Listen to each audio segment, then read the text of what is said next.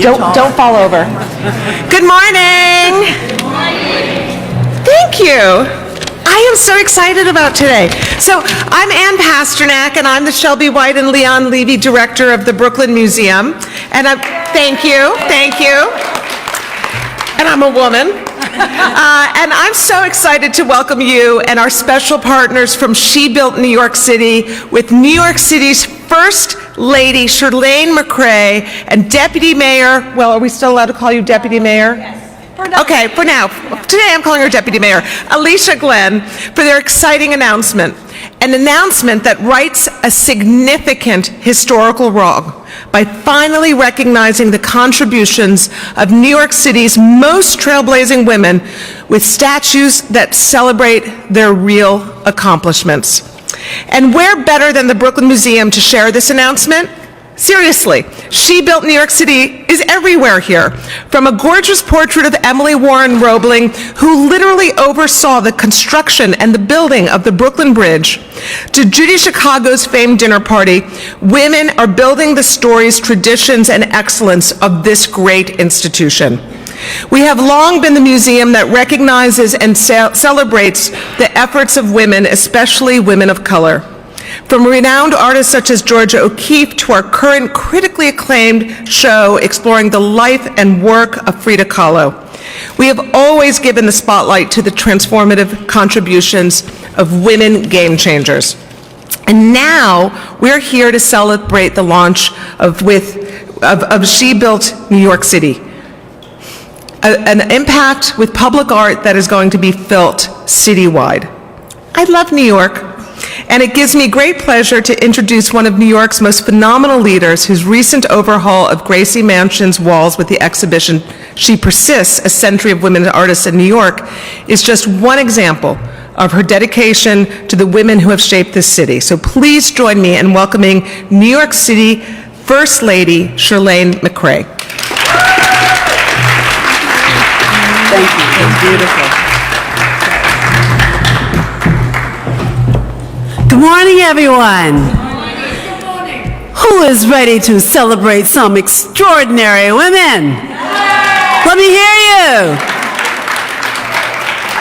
I want to thank you, Ann, and the Brooklyn Museum team for welcoming us. This is a great space to make this announcement.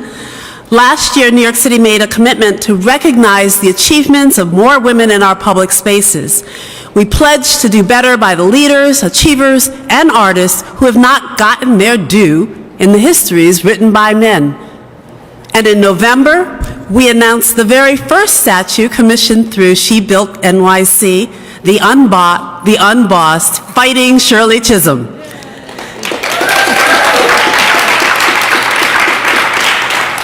Next year, Shirley Chisholm will take her rightful place of honor on a pedestal right at the Parkside and Ocean Avenue entrance of Prospect Park. But let me ask you, is one new statue of a righteous, working, trailblazing achiever enough? No. Are there more women out there so worthy of our respect and admiration that they merit a statue in their image? Yes. I agree. That's right.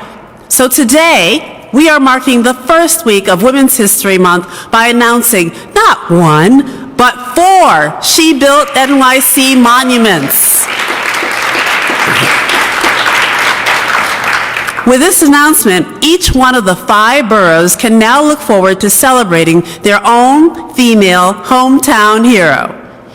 And we are so excited to reveal the names of these incredible women. But first, I want to introduce another fighter for gender equity, a woman who has distinguished herself as a public servant and helped make these statues possible.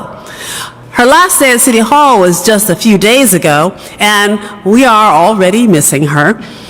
But we are thrilled that she continues to serve New Yorkers and help make New York City the best place in the world for women to succeed. Please join me in welcoming former Deputy Mayor Alicia Glen.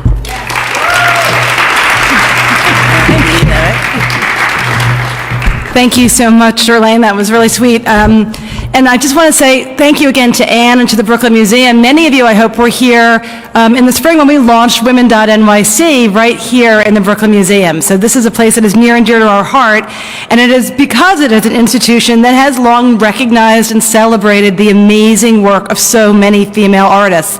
And in fact, if you're looking for a fun way to do some more of this and learn more about amazing women artists, there's an amazing exhibition upstairs called Half the Picture, a feminist look at the collection. And I think that it's no coincidence that that exhibition draws its title from the famed Guerrilla Girls poster that reads, quote, "You're seeing less than half the picture without the vision of women artists and artists of color." And I think we have to really take that to heart in everything we do every day, that we are not telling the true story of New Yorkers. And that's why we launched SheBuiltNYC.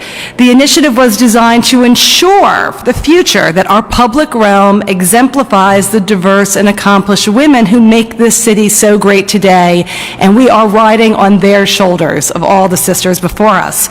So it is also an incredible opportunity for women artists in the city to get city-backed commissions, right? Because at the end of the day, you also want the women to be making the money to commemorate the women who are going to be part of our rich history. Let's be honest. So, this is such an important part of our work, right, to make sure that we're not just telling stories, we're also empowering women in every possible way. And that's why the Women.NYC platform and my work with the First Lady and all the wonderful women here is not just about what we're doing in our public realm, but also to make sure that women have the tools they need to succeed economically as well.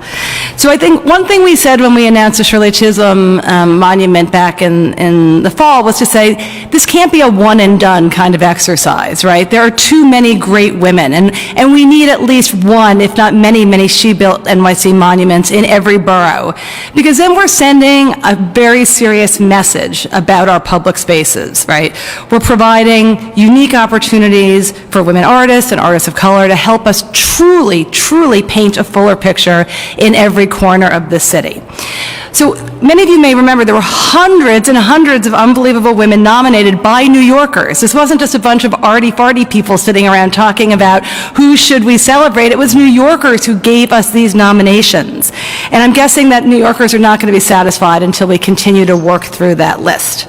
So just a few quick notes on how it's going to work. We have revealed the amazing 4 women who we have chosen, and we're going to let 4 amazing New Yorkers help us honor the legacies of these individual women.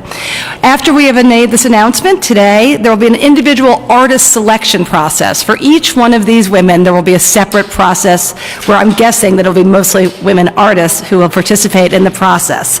And that will work through our city's Percent for Art process, which will include an open call to artists and a lot of community input. This is really about New Yorkers getting to express their feelings about how we're going to commemorate these women. And then ultimately, there will be a winning artist. We are very, very excited that, again, we're going to do this in real time. We're going to pick the artists in 2019. The artists are then going to actually start doing their art, and our goal is to have as many of these monuments up and installed by 2020 or 2021 at the earliest. Again, I'm just really proud that my daughters, and please God, their children, they don't know that I'm already ready to be a grandmother, are going to be part of a city that's now going to be able to count unbelievable numbers of women as part of our public realm and as part of our amazing legacy. So thank you very much for letting me be here today, even though I don't officially work there anymore. It's work I care deeply about. Thank you to the First Lady for being part of the reveal, and let's get talking about the women.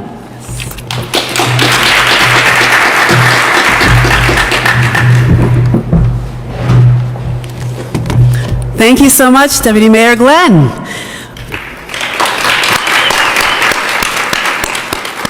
For our first reveal, we honor an exceptional artist whose genius and social conscience educated and changed society. Her innovative vocal stylings were infused with her love of jazz and reverberated with her pain. She challenged the status quo with her searing protest lyrics and became one of the most influential singers of our time, of all time. Her name is Billie Holiday.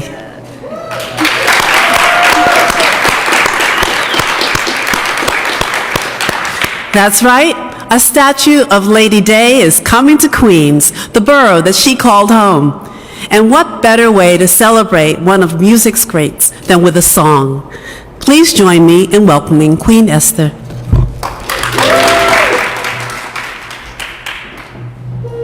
Thank you so much for having me. Please give my pianist, Sharp Radway, a round of applause, because I'm not here alone. You know, when Billie Holiday first sang at the Apollo, they would not let her leave the stage until she performed this song. And I figured, this is a lost classic. You might as well hear it now. It's called If the Moon Turns Green.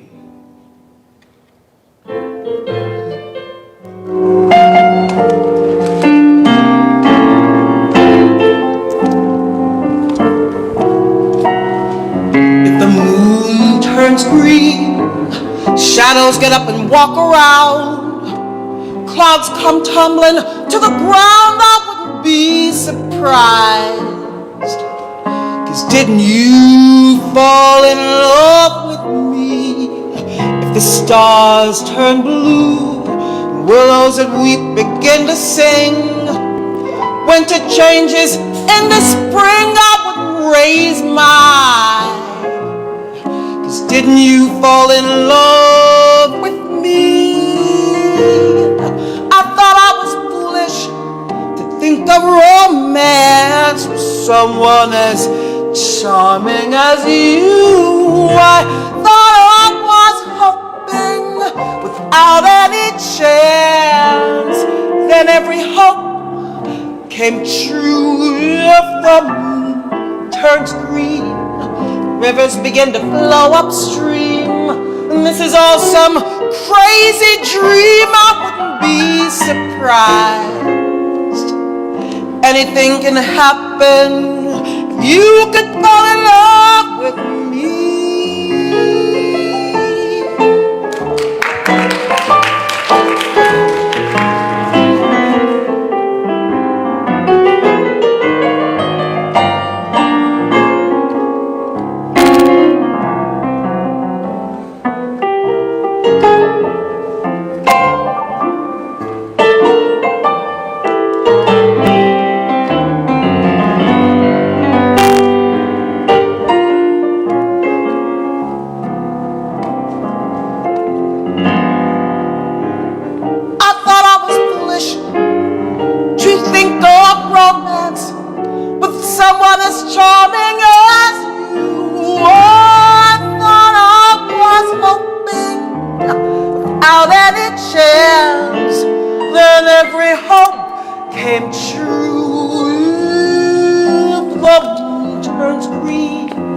Rivers begin to flow upstream. This is all some crazy dream. I wouldn't be surprised. Anything can happen. If you could fall in love with me.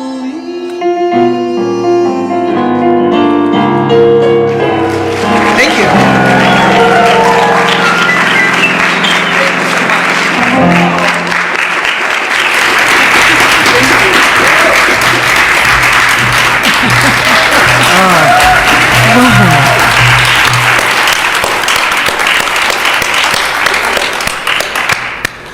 Ooh, I had chills up my spine listening to her. Thank you so much, Queen Esther, for bringing Billie Holiday into this museum with us through your artistry. Thank you both.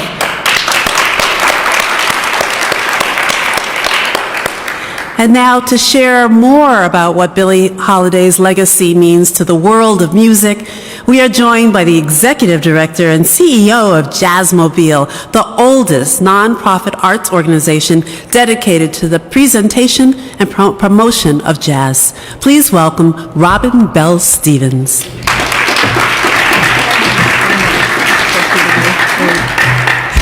Good morning.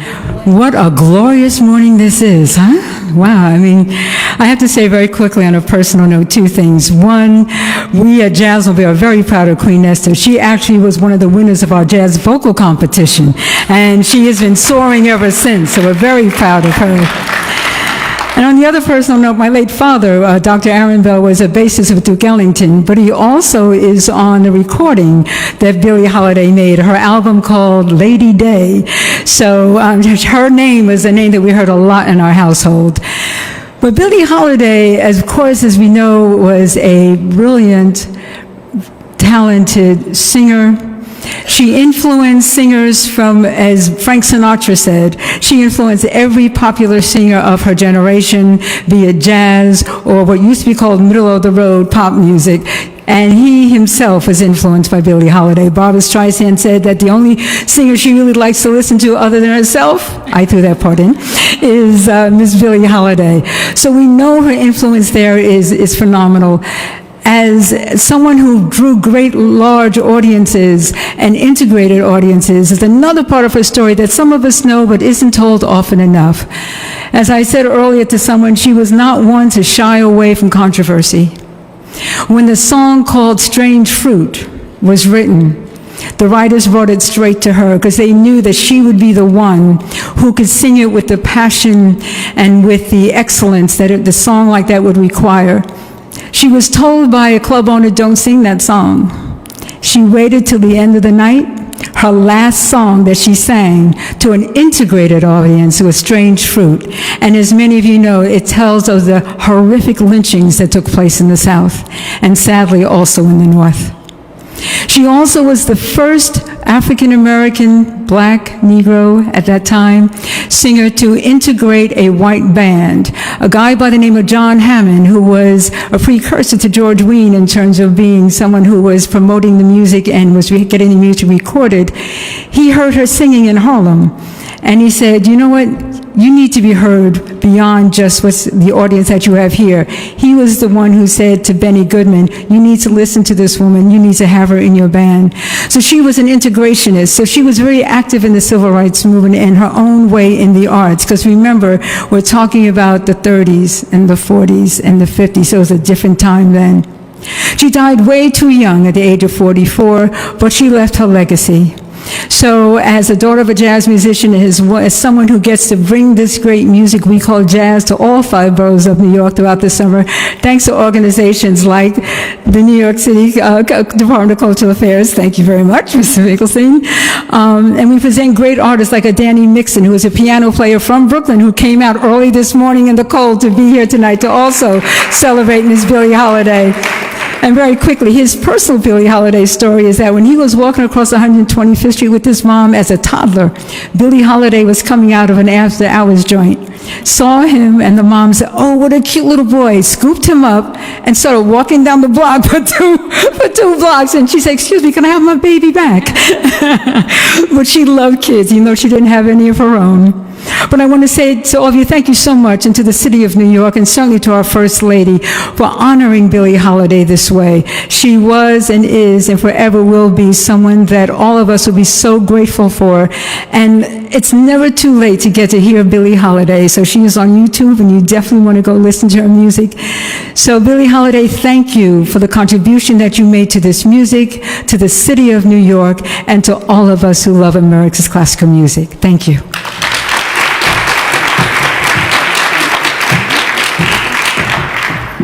Robin Bell Stevens, people, thank you so much for all your contributions to our great city. 100 years before Rosa Parks ignited the Montgomery bus boycott and changed the course of the civil rights movement, another African-American woman bravely took a stand on a New York City streetcar. When the conductor asked her to leave, she refused and boldly stood her ground until she was dragged away. She went on to sue the Third Avenue Railway Company and won her lawsuit, paving the way for desegregation of all transportation in New York City. Her name is Elizabeth Jennings Graham.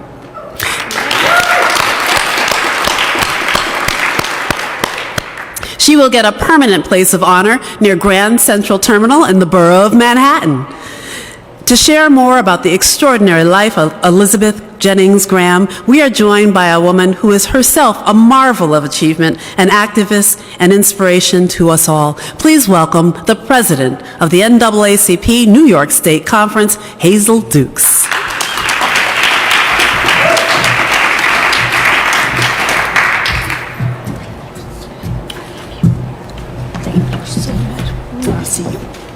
Good morning.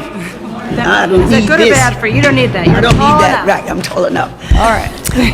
What a great opportunity. And let me first express my gratitude to the First Lady, one that I love so much. I had the privilege to work with her during the Dinkins administration. She is just a great human being. Thank you so much for all you doing, and for our deputy mayor, I'm going to still call you deputy mayor. I'll take it. For all that you've done for us. But isn't it exciting, women, that they have taken the time to make us all just remember how great we are. And the contributions that we have made, you cannot think of any area that we as women have not played a part to make. And I don't want to use the word great because that'll be fake news. But to help us celebrate this day, I don't know how many of you, when I got the call from the First Lady office asking me to participate, they said, you know, we're going to talk about Elizabeth Jennings Graham. I said, have I ever heard of that name? So quickly, you know what we have to do these days. When we don't know, go to Google, go to the internet and find out. I was amazed.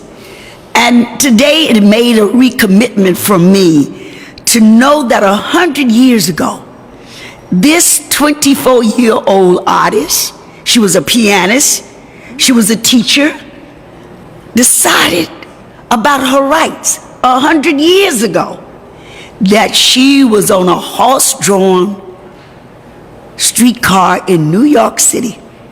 And because of her color of her skin, she was told that she couldn't ride. What did she do? In the spirit of defiance, she said, I'm not getting off here.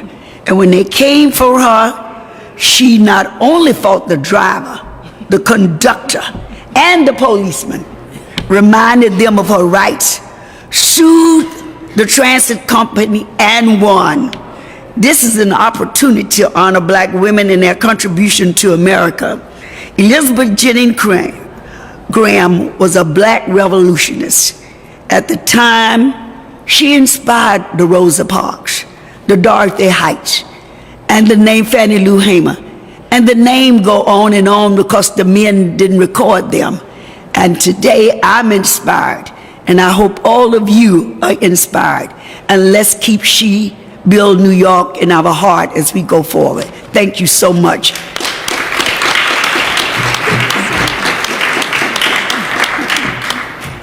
I like to be tall. Never knew about that.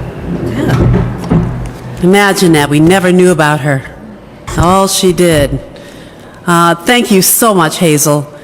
For our next monument, we honor one of the greatest public health champions in the history of our city. As a doctor, she made it her mission to serve the women and children who are too often neglected by the healthcare system in New York City and around the world. And as an activist, she fought to end forced sterilizations, protect a woman's right to choose, and save the lives of women living with HIV/AIDS.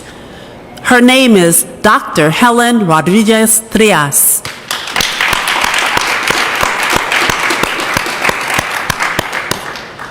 This proud Puerto Rican daughter of the Bronx will be memorialized in St. Mary's Park so more New Yorkers can appreciate what she did for all of us. Dr. Rodríguez Trías also happens to be a personal hero to one of New York City's most dedicated public health leaders today. To share more of her story, please welcome Deputy Mayor Dr. Herminia Palacio.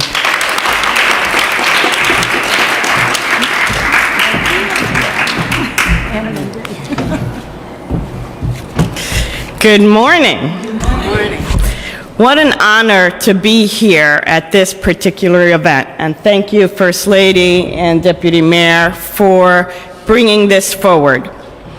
As a physician, a public health official, a Bronxite, and a Latina, I am humbled and honored to recognize Dr. Helen Rodríguez Trías as the next SheBuiltNYC honoree. Dr. Rodríguez Trías defied all odds to become known as the face of women's health in New York City and beyond.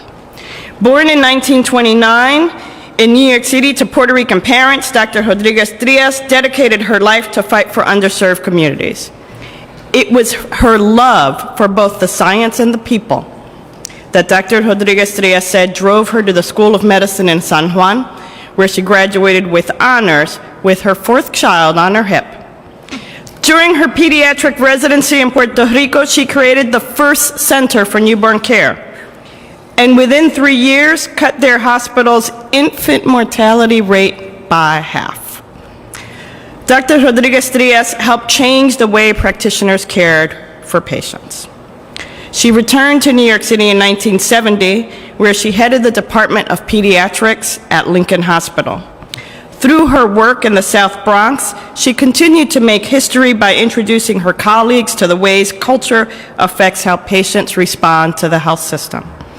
She challenged them to look beyond the examination room and to see, fully see, the patient in front of them, to see all of the social and environmental factors that can impact a patient's daily life and their everyday health. Much like her theories on care, her work and achievements could not be confined to the four walls of a hospital. Dr. Rodríguez Trías was a founding member of the Committee to End Sterilization Abuse, the Women's Caucus of the American Public Health Association, and the New York City Latino Commission on AIDS. In 1993, she became the first Latina to serve as president of the American Public Health Association. That was a time when I was a young physician practicing in San Francisco. And seeing this rock star Latina Bronxite was an inspiration that I hold dear. In 2001, she was awarded the Presidential Citizens Medal by President Clinton for her role as a leader in public health. Dr. Rodríguez Trías not only became the face of women's health, she changed the face of medicine altogether. And thanks to this initiative, all New Yorkers, not just little brown Latina girls from the Bronx, all New Yorkers recognize whose shoulders we actually stand on.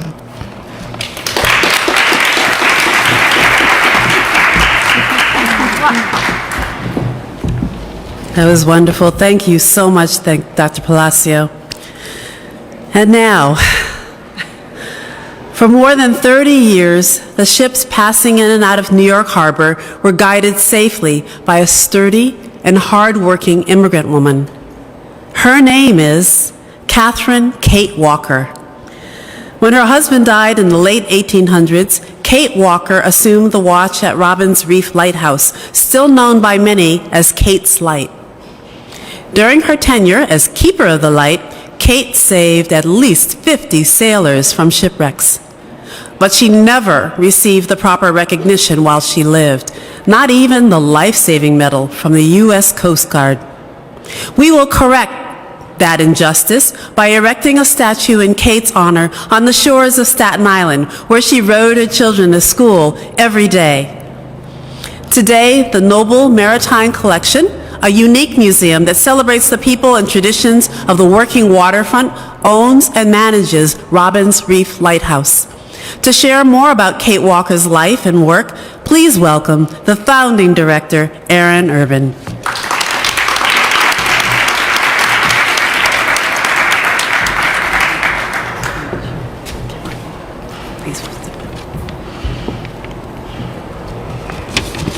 First of all, I would like to thank everyone involved with this She Built New York project because it's absolutely the best thing I've heard about in my whole career.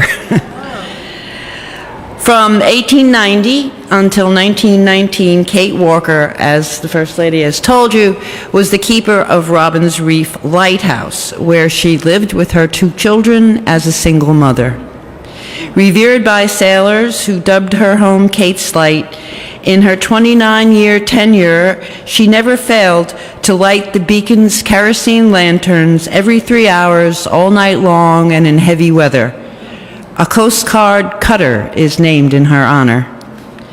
She arrived at the lighthouse with her husband John and son Jacob and gave birth to her daughter May in 1886, the year the Statue of Liberty opened. She was appointed assistant keeper and worked with John for the next 4 years until his death in 1890. During the next 5 years, 2 men were offered the keeper position in his place, but neither accepted it. Kate stayed on and was officially appointed keeper 5 years later and lived there with her children and her grandchildren for 33 years. Because the lighthouse is located at the mouth of the Kilvan Cove, which is one of the world's busiest waterways, and in Kate's day it was the world's busiest waterway, her position in navigation was critical and she attended to her duties assiduously. She described the light as more difficult to take care of than a family of children. The lamp had to be lit immediately following gunfire that signaled sunset from Governor's Island. On a clear night, it could be seen for 12 miles. In fog and heavy weather, she descended to the cellar and started the foghorn machinery. By the way, she was 4'2". If the foghorn malfunctioned, she had to climb to the top of the tower and hammer on a huge bell there to signal to the shore that something was wrong with the foghorn. Although the lamp had to be was required to be wound every 5 hours, she wound it every 3 hours and said she did that so that it never disappointed sailors who had depended on it. Her work was dangerous. She saved the lives of 50 people who were caught in turbulent seas around the station. She recorded accidents and shipwrecks and signaled for assistance as needed. She grew to love her job and was accomplished and content in it. There were other women lighthouse keepers during her tenure at Robins Reef, but at that time she was the only woman who managed a lighthouse surrounded by water on the eastern seaboard. So we're very happy that we were able to save her home at the Noble Maritime Collection. We're doing it with our volunteer corps, the Noble Crew, and we're happy that she's getting the recognition that she so justly deserves. Thank you so much. Thank you so much. Thank you. That was wonderful. Tiny but mighty. Wow. Tiny but powerful. All right? Thank you, Erin, and thank you all for being part of this exciting announcement. The women we chose to celebrate today each left their mark in history in different ways, and it is so right that New York City will honor them for decades to come.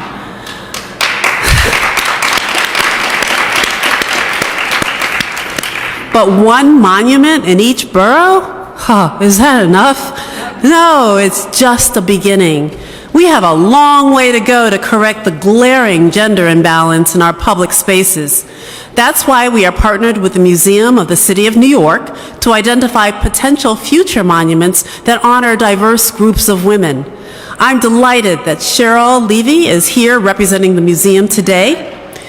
Using the recommendations of the SheBuiltNYC Selection Committee, as well as the public nominations list, the museum's research and work will help inform future SheBuiltNYC monuments. And we will not stop until we have a public sphere that fully recognizes the contributions of women everywhere. This Women's History Month, I invite you all to share the stories of these 4 women, well actually the 5 women, with everyone that you know. And all year round, please keep their legacies alive by fighting for equity and justice in your own life and in the world around you. Can you do that? Yes. Yes, good. Thank you so much.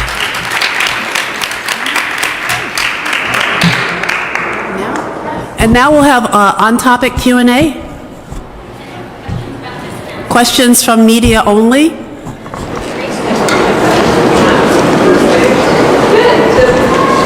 know you talked about accepting nominations, and there's a list of the nominations. Some of the women who weren't selected in the first round received many more nominations. Well, here we there's some sort of, I say, better known women in the classifications first round. How is it just for men to look at naturally? Well, it's quite a process, quite a democratic process. There was more than one criteria. It wasn't just about who got the most, because some people got committees to send in names, obviously. We also looked at what most people said in their descriptions of the women that they nominated. Like, what we noted was that people wanted a first, they wanted a leader, they wanted someone who was an advocate. So we took those three words and helped edit the process in that way. And Alicia, do you want to add more about what the committee decided? Yeah. I would only add that we didn't want it to be literally a popularity contest, right? And I think that what we needed to do, right, because that may have had some, perverse results. And also, I think that the work of the committee, and certainly the work that the First Lady and our staffs worked on, was to try to get an accurate representation of the very diversity of what women have accomplished, what fields they were in, what neighborhoods they were associated with. I mean, this is really about expressing the fulsome history of women in the city, and that can't just be done numerically. Just as a matter of a factual matter, each of the women we nominated today, or we announced today, actually were in the top 30. So these were clearly people who New Yorkers felt very strongly about, but I don't think any of us want to be in a popularity contest, and I think this work will continue with that in that vein.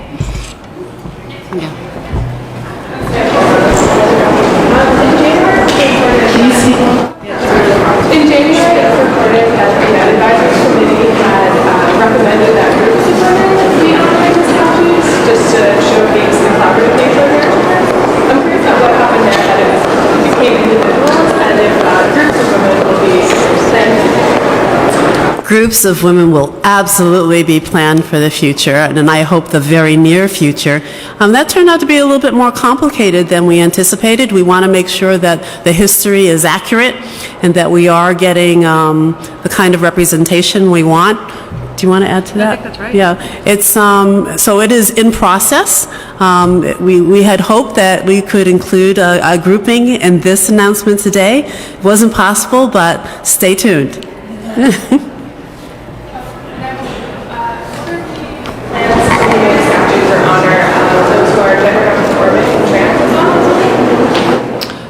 That is certainly one of our considerations, yes.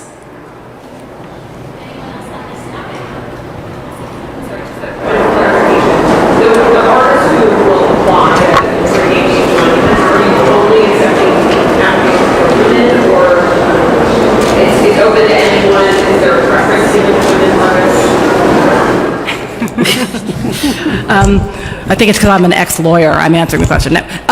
The process is obviously open to all. I think that there will be a strong likelihood, and I'm sure that the committee, as they're looking at the various submissions, I think you might argue there'll be a certain synergy between the artist gender and what it is they're seeking to represent. And it's certainly our intention in a lot of our programs to try to give underrepresented entrepreneurs. Artists are also entrepreneurs. They have to pay their bills. So to the extent that we can use our public balance sheet to help promote women artists and their careers, we obviously are hoping that that will be the case.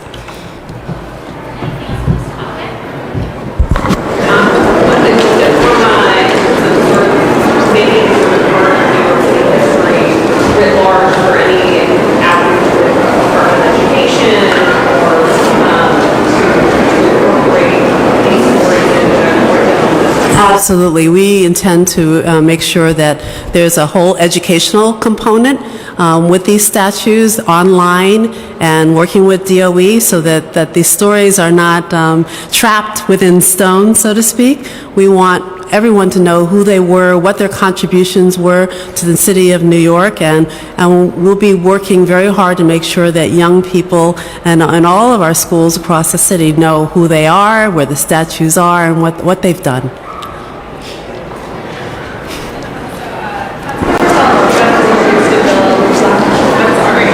Councilmember Salamanca introduced a bill last month in City Council, basically that aligns with what the goals of SheBuiltNYC are. Do you support that bill? Are you encouraged by it? Do you feel like it needs to be codified? I'm not familiar with the bill, so I can't comment on it, but I'm happy to take a look and comment offline. Are there any more on-topic questions from media?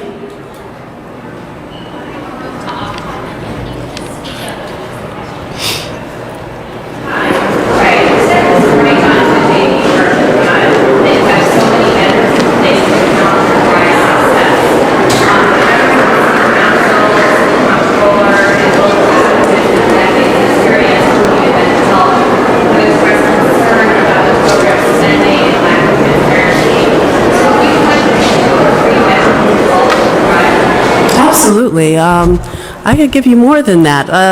We have more than 500,000 people since October of 2016 who've called NYC Well to make an appointment, to get help from a trained counselor, to help for themselves or for a loved one. 500,000 calls, which I think shows you the depth of the need in our city.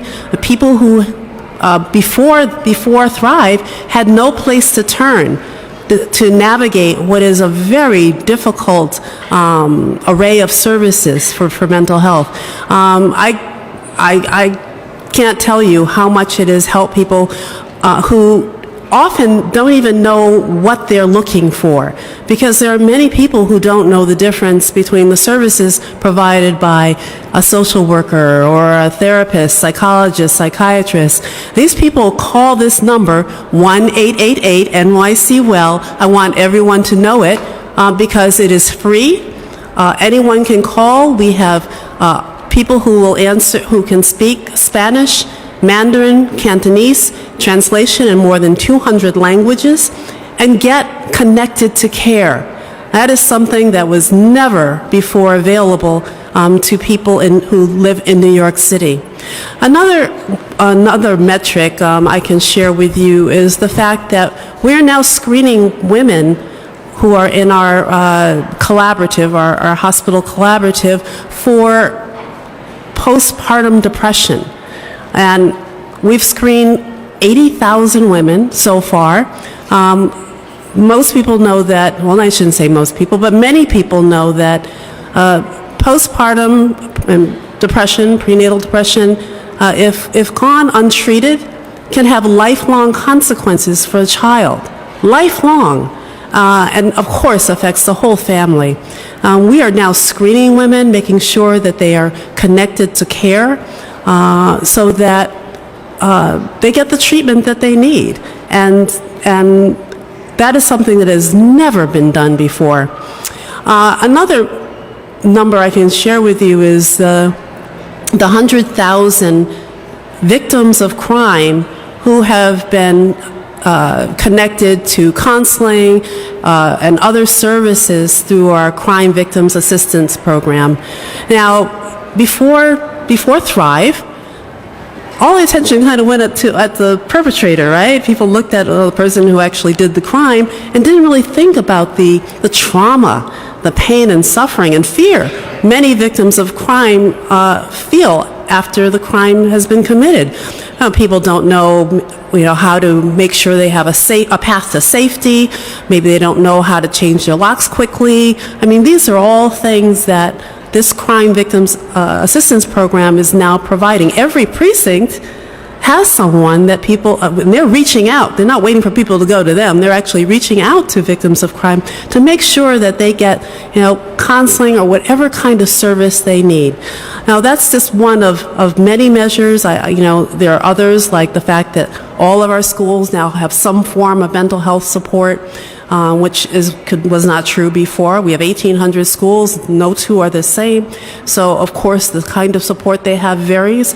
But this is something that Thrive has brought to New York City to make sure that we're not just tending to people who are, people who are in crisis, which we are doing, tend to people in crisis, but how about preventing people from reaching those very desperate stages of mental illness when we can actually do something to prevent them from getting there? If we just tend to people who are in crisis, we're always going to have people in crisis, right? That's why we all go to the gym, take care of our bodies, and some of us, lift weights and eat right to make sure that we're taking care of our bodies. There are things that we can do to promote our mental health, which we know this. We've got the science, we have the evidence-based studies, but we just haven't done it. So now we are teaching people to take care of their health, to seek care. We know that the average length of time before someone actually reaches out for help when they're suffering from anxiety or depression is 10 years. 10 years. If you let anyone go 10 years and they're suffering from a physical disease like diabetes or asthma, it only gets worse. And unfortunately, that's what people think of when they think of mental illness. Oh, it's the people who are very, very, very sick. This is not necessary. We can prevent many mental illnesses. We can certainly intervene, but we just haven't been doing it. And that's why we have Thrive. We don't want so many people to be in pain. 1 in 5 people has a diagnosable mental health condition. 1 in 5. And just think of the other 4 in 5 who are family members, parents, children. I mean, they're all suffering too because we have to take care of them. This is a long answer to your short question, but I get started. It's hard to stop because there is so much that we can do. We have the tools, we have the resources, but up until now there hasn't been the will to take it on because it is complicated. There's not one single answer. That's why Thrive is so many programs. And we have to do it if we don't want people to suffer. Next question. Of critics? It's really difficult for people to understand. Not one of us has grown up, well, maybe a few people who have parents who are doctors, grows up understanding what mental illness is. There's a huge stigma around it, so there are many misconceptions. We have a lot of education to do so that people actually understand that there are many mental illnesses. Addiction is, there are things that we can do early on to promote resilience, teach our children coping skills. I mean, life is tough, right? There are many inevitable obstacles and stresses, but we can teach people we can build their ability to overcome these stresses if we start early on. And this, there are a lot of critics because so many people they don't understand it.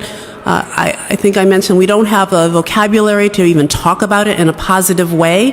When I say the word mental illness, people often get this caricature, right, of someone on the street or someone in the subway. I mean, that's what people immediately think of, which is it's wrong. It's not the whole spectrum. I said 1 in 5. I mean, if I asked this audience here, how many of you have suffered from a mental illness or know someone who has? Can you please raise your hand? Every hand should go up. Every hand, including yours, Grace. And if your hand isn't up, it's just like you don't know your friends or your family as well as you think you do. Or perhaps your friends and your family don't feel comfortable talking to you about what they're feeling. And that's why it takes 10 years for the average person to reach out for services. And in that 10 years, they get worse.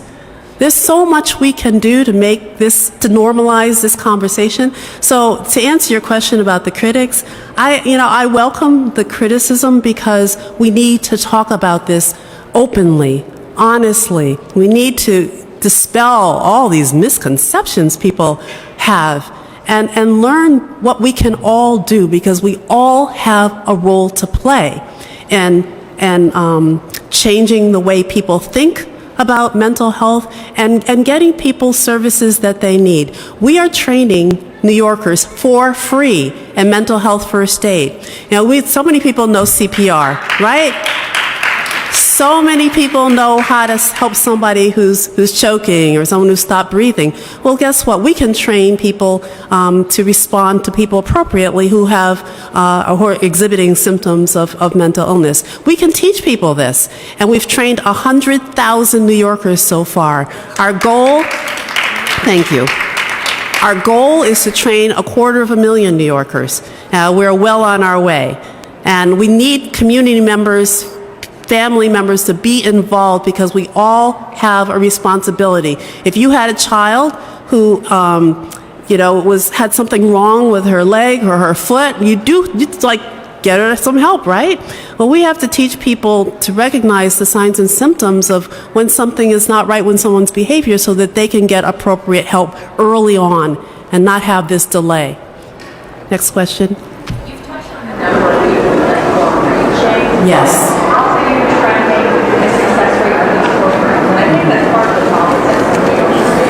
Yes, people like immediate success. They want to know, oh, well, you. There you go, yes. Yeah. We have more than 400 metrics, a robust, rigorous program that is completely transparent, and people are not necessarily asking the right questions. A program like Thrive, it's a public health prevention program, but it deals with the risks, of course, at every stage of life, and for people with mild to serious disease. But you can't track everything right away. For example, when we banned smoking in New York City, we didn't know immediately how many people we were saving from developing lung cancer. It's impossible to know. When we banned trans fats, we prevented restaurants from serving food with trans fats. We could measure how many restaurants were following the rules and regulations, right? We could check the menus. We had those kinds of numbers. That was in 2006 when we banned trans fats, but it's 2019. Only now do we have statistics that show how much progress we're making. Some things take time. We just can't make those kinds of measures so soon. Thrive is a toddler, I say. It was born 3 years ago. Not every program launched at the same time. So it's for the kinds of measures you're thinking about, we're really not going to have them for a while. And medical professionals are in agreement with us. They know. They applaud what we're doing. We've gotten, actually, I'd say international approval and encouragement and praise from people who've been doing this work for decades. And so we know we're on the right track. I'm wondering if you might clarify, did you or didn't you say that the timing is not right for your husband? I did not say that. I said the time may not be right. I think people say that when they get pregnant, when any big opportunity comes around, because, destiny does not always come at a time when you're choosing, right? It's never the right time. But I think that he is doing so many amazing things for New Yorkers, with universal pre-K, 3K, guaranteed health care for all, neighborhood policing, that of course he should not rule out. He'd make a great president. I don't know if it's the right thing to do or if it's the right time, but he's not ruling it out. And I think that's right. It's not a decision one should make lightly. He's going to think about it, and I think that's the right thing to do. Will we get somebody different?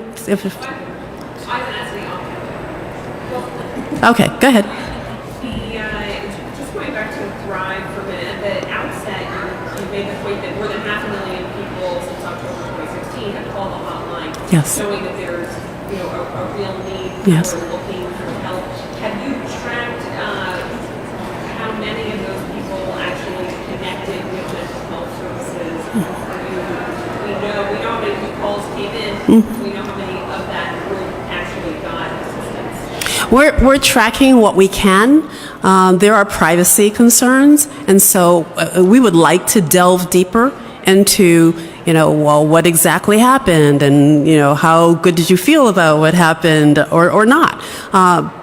So far, we've had some difficulty getting to that kind of qualitative information that we would like to have, but we're not giving up because we do want to know. And we do want to know if it's working and how well, I should say, because we know it's working. We want to know how well it's working and how we can improve. That is a big part of Thrive. Since no one's done this before, we consider it a work in progress that we will constantly be refining as needed, and the feedback is really important to us. Is that? There's a big difference between the amount of money City Hall says that it has spent on Thrive and the independent budget office. So I think there's like a $300 million difference. They say close to $800 million has been spent, and the city says close to $500 million. Well, we've only spent, as of the end of June, because that's the end of our budget cycle, we will have spent $560 million. That's the information that I have. We're certainly, we can talk to you offline if you want to get more numbers. Are there any more off-topic questions?